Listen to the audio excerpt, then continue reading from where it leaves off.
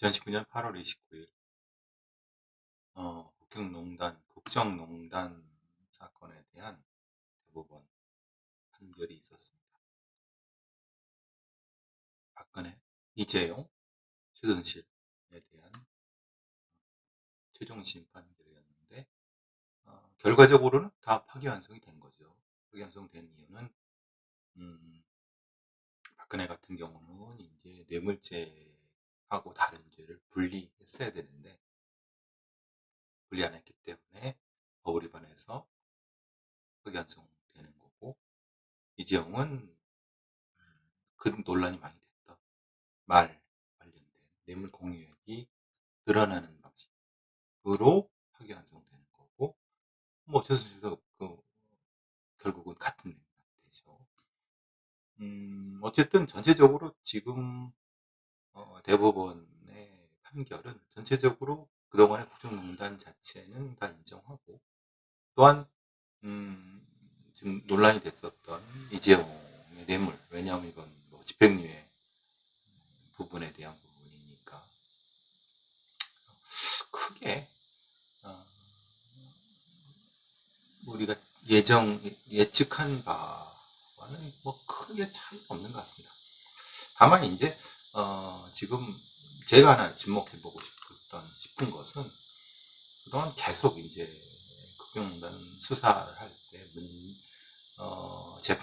수사하고 재판에서 논란이 됐었던 안종범 전 경제수석의 업무수첩에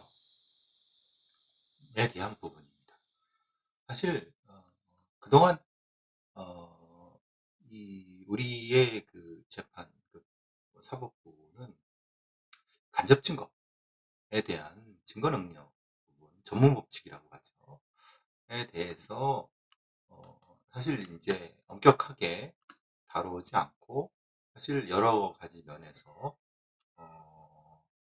전문 증거를 하더라도 인정해 주는 경우가 종종 있었는데, 아마 지금 이 판례로 그 부분은 일정 정도 다 정리가 되는 것 같습니다. 전체적인 어떤 흐름이라고 할까요? 흐름은 엄격해졌다는 거죠. 즉 직접 증거, 간접 증거로 쓸 수 있는 전문적인 어떤 증거는 엄격하게 한다는 거예요. 실제로 이제 이 안종범 수첩에 대해서는 이런 거죠. 그러니까 이제 박근혜와 재벌 종수가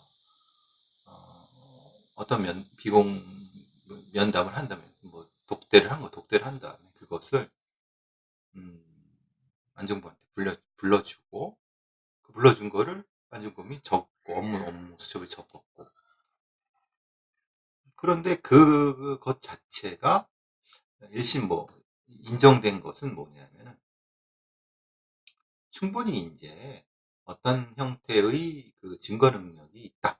즉, 그 내용을 그대로 듣고 적었다라고 안종범이 얘기를 하니까, 물론 박근혜도 역시 자기가 불러줬다고 하지만 내용에 대해서는 얘기를 하지 않지만, 그래서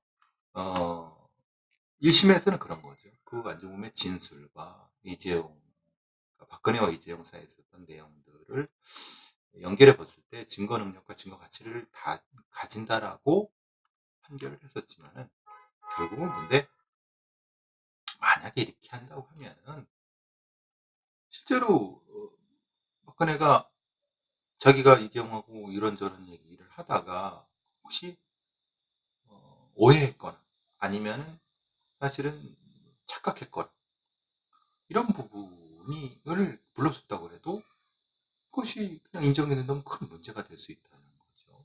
즉, 이 대화 내용 기재 그 자체를 그 대화 내용 사실을 인정을 간접 증거로 사용하는 것. 그러면 결국은 우회적으로 이런 전문 법칙의 취지를 침탈하는 결과를 초래하기 때문에, 결국은 이 안종범의 그 업무수첩은 증거 능력이 없다라고 하는 거예요. 그럼 어쨌든 전체적으로 대법원의 판단은 안종범의 업무수첩 자체가 증거 능력이 없어도 다른 쪽으로 다른 여러 그 증거를 가지고 직접 증거를 가지고 해도 그 유죄를 인정하는 뭐 큰 문제가 없고, 다만 인제 전문 법칙을 엄격하게 본다. 그 부분은 이번 대법원 판결에서는 판례로서는 아무래도 좀 많이 좀 의미가 있는 것 같아요. 어 어떤 특별한 경우가 아니면 전문 법칙은 사실은 전해 들은 거를 쓴 것을 인정해 주지 않죠. 사실 그거는 엄격하게 입증을 해야죠. 그 자체가 다 입증을 해야 되는 거예요. 어쨌든 그 부분이 지금 좀 눈에 띄고요. 전체적으로 뭐 재판을 다시 하긴 하겠지만은 뭐 고법으로 넘어간다 한들 이 취지에서 크게 벗어나지 않을 거고, 그러면 올해 안에 확정이 되리라는 것은 대체적으로, 그리고 이재용 삼성 부회장도 집행유예는 안 될 것 같다. 이 정도 액수가 크니까 이런 정도의 결론인 것 같습니다. 다른 사건 한두 개 보죠. 어제죠, 어제. 이 청주 상당경찰서. 청주 상당에서 사건이 많네요. 이제 상당히 큽니다. 사실은. 그리고 거기는 어떻게 보면 그 경찰서장이 근무관이에요. 굉장히 규모가 크죠.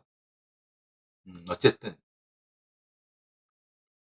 이 사건은 어떤 사건이냐면, 어, 이 절도죄를 살다가 출소한 어떤 A씨라는 사람이 있는데, 이 사람이 또 출소하자마자 청주 일대를 돌아다니면서 또 절도를 한 거예요. 근데 그거를 어, 이제 수사를 통해 밝혀냈고, 소재지를 쫓아서 A씨의 그 소재지로 오후 1시 30분에 빌라로, 그 소재지 빌라로 찾아간 거죠.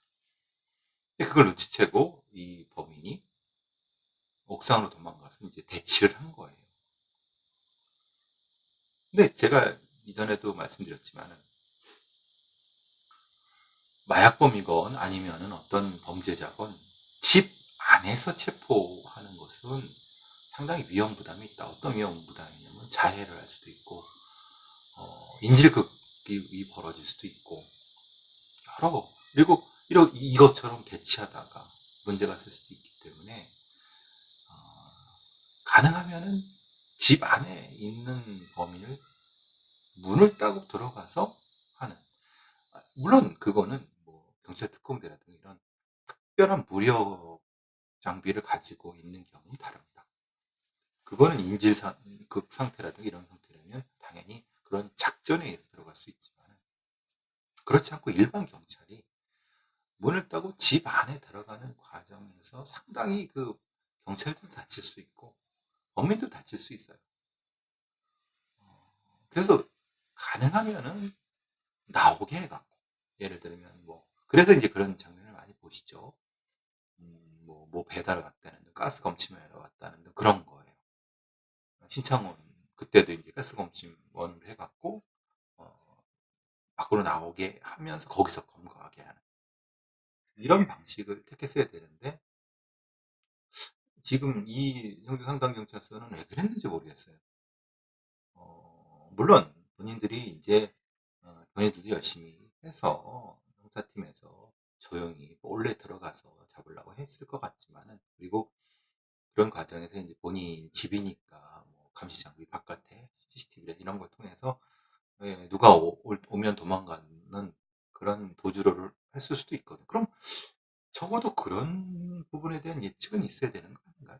그러면 소지를 파악했고, 일단 먼저 상황을 한번 쓱 둘러본 상태에서 뭐 그런 어떤 어, 진입을 해서 체포할 것인가 아니면 나오게 했을 것인가.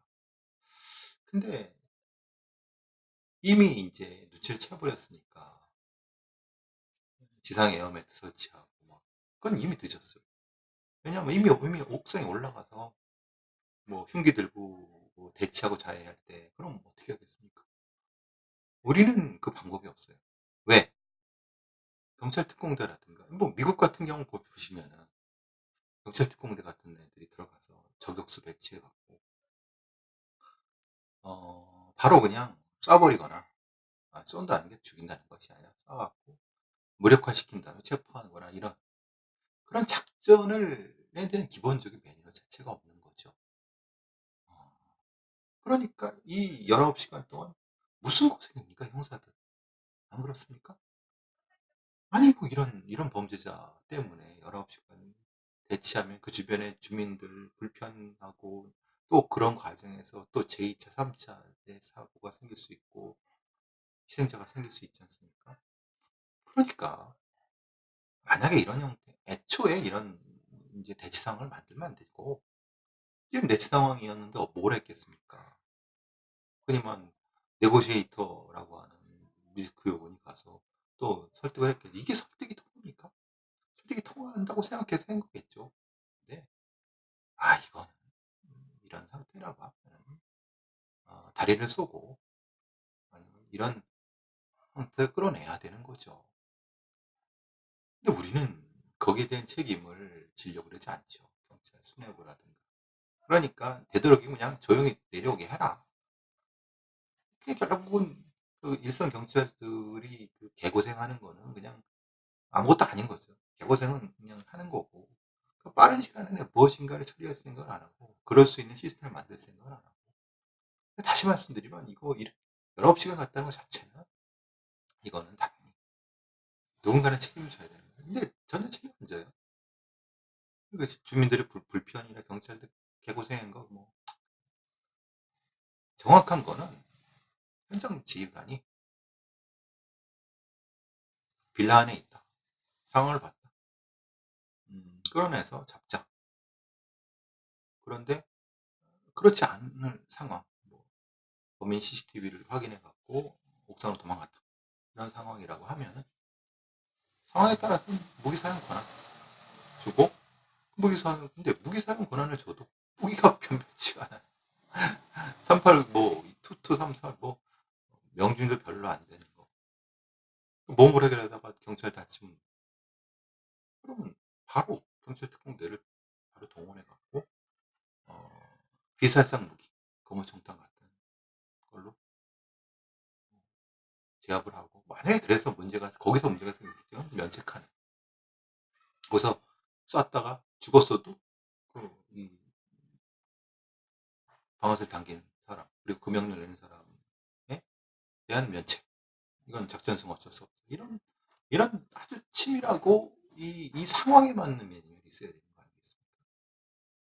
네. 참 이런 거 보면은 참 우리 경찰이, 아유 주먹구구, 주먹구구. 또 사건 하나가 이게 좀 여러분, 저도 사실 이런 거 할 때 사실 많이 조심을 합니다.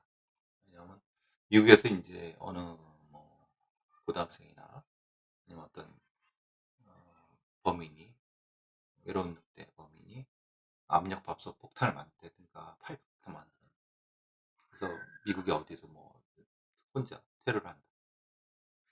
그럴 때 사실 그 파이프 폭탄 만드는 방법이라든가 아니면 이런 급조 폭발, 뭐 사제 폭탄 이런 거에 대해서는 사실 디테일하게 얘기하지 않습니다. 근데 제가 얘기하지 않아도 인터넷에는 너무 많이 퍼져 있고, 어 사실 뭐 미국의 백인 우월주의 KKK 같은 경우도 지금 여러 테러가 많이 발생하고 있고, 이런 폭발물 인터넷에서 화약약 화학약품이나 뭐 이런 거는 쉽게 구할 수 있고, 또 방법은 너무 쉽게 구할 수 있어요. 설계도 같은 거. 그대로 만든 거예요. 이거 터졌으면 이게 제가 예전에 그 말씀드렸었나요? 어떤 고등학교를 그만둔 애가 파이프 폭탄을 만들어 갖고 그거 교실에 자기가 다니던 교실에 던지려고 그랬다고. 실제로 인제 그럴싸하게 만들었네요, 파이프 폭탄을. 이게 인제 보호 관찰을 받고 있는 고등학생이었다고 합니다. 아마도 이 고등학생은 다른 형태의 소년 형사범이었던 것 같아요. 이런 경우는 수용실에 구금하지 않는데 이것도 잘못된 거죠. 그럼 이 자체가 잘못된 거죠. 즉 제가 이 강원도에 링 범죄 11명 걔네들 얘기할 때도 걔네들을 나이를 기준해서 판단 절대 안 된다. 애들을 하나하나 심리 면담을 해서 얘는 위험성이 어느 정도 있기 때문에 그거를 정기적으로 추적을 해야 돼요. 어느 정도 일정 정도 구금한 다음에 얘는 분명히 폭력성이 높다. 공격성이 높다. 근데 그런 어떤 이 판단을 하긴 해요. 근데 우리의 지금 이 등급 분류원 같은 데 그렇게 하지 않고 이 범죄자의 그 위험성에 대한 판단을 거의 못해요. 그 연구가 진행되지도 않고 아주 디테일하고 아주 정교하게 해야 되거든요. 그러니까 이 애 같은 경우는 사실은 보호관찰 집에서 이렇게 보호관찰 상태에서 하면 안 됐던 거죠. 누가 이렇게 판단하는 거예요? 그것도 책임을 져야 되는 거 아니겠습니까? 분명히 이 아이는 정신과 치료를 받고 있었고 심리 정신적 상태가 불안정한 상태인데도 불구하고 다행히도 보호관찰반이 부시 방문을 했기망정이지 이건 큰일 날 일이에요. 집에 가니까 황산질산이 있고 인터넷에서는 폭발물질도 영상이 있고 이게 이거 그냥 터질지 않을지 모르지만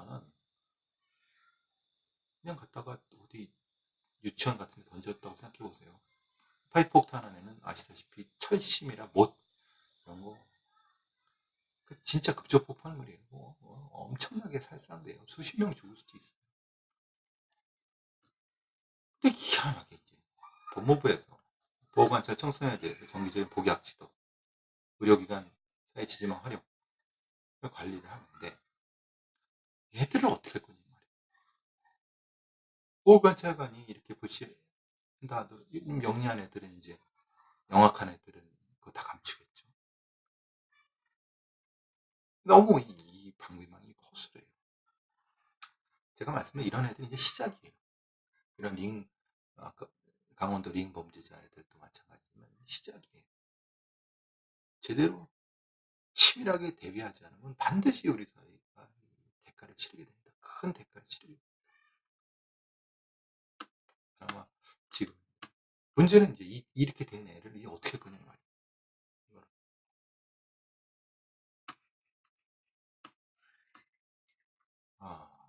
간단하게 이제 다른 사회 이슈. 소방관에 대한 얘기 제가 몇 번 말씀드립니다. 5만 명, 전국 소방관이 5만 명 정도 되는데 온라인 설문조사를 했어요. 소방관 2,453명이 자살위험금이라고 합니다. 사실은 이거는 적은 숫자라고 좀 봐요. 그리고 감추는 제가 그래서 소방관들의 심리적 질병이 14,000명, 거의 30%가 음주 습관장애. 그러니까 소방관들이 힘드니까 그중에 3분의 1은 술 먹고 그걸 푸는 거예요. 근데 술을 잘못 먹으면 습관적으로 막 폭력적으로 변하거나 아니면 막 울기도 하고 좀 이상한 주사를 하는 거죠. 그게 반복되면 심각한 문제가 돼요. 10,000명, 12,000명 수면장애. PTSD는 2,700명, 우울증은 2,200명.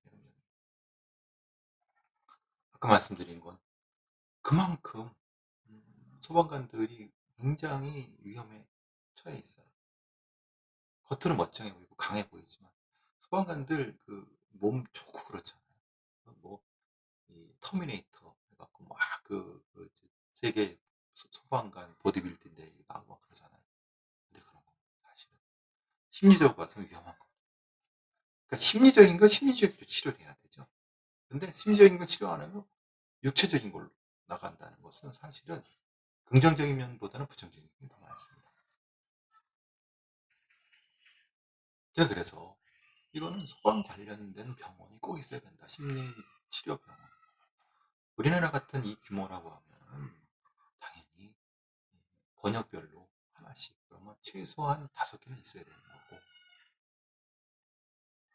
그리고 제가 말씀드린 것처럼 소방심리관, 경찰심리관 필요하다고 말씀드렸죠. 현장에서 이상하면 바로 끄집어내서 치료해야 돼요.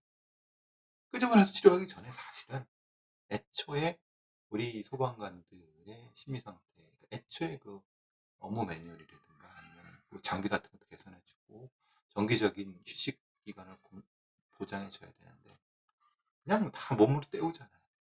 이게 얼마나 위험한데.